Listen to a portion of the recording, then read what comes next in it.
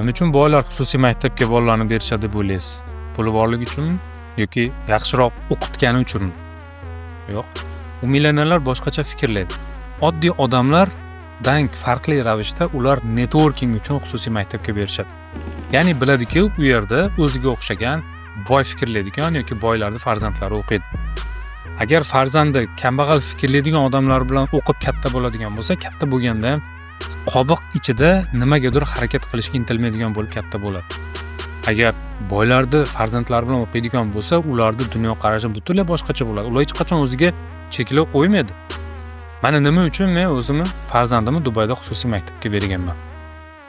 Bu sirlarni millionerlar yashiradi. Lekin men shu yaqin haftalar ichida mana shu sirlarni birin-ketin ochaman. Ertangi videoda ham albatta ko'ringlar. Bu atrofdagi networking bu juda ham muhim narsa. Ya'ni siz atrofingizda 4 kishini menga daromadini ayting, men sizning taxminiy daromadingizni chiqarib beraman. Ya'ni energiya shunaqangi ta'sir qiladi. Qancha ko'p energiyasi past, kambag'al fikrlaydigan odamlar bilan ko'p davrada bo'ladigan bo'lsa, siz ham energiyangiz tushib ketadi. Va ularga yordam berish kerak, lekin vaqtida chiqishni bilish kerak. Agar siz ham boylar davrasiga qo'shilmoqchi bo'lsangiz, kommentariyada u raqamini yozib qoldiring.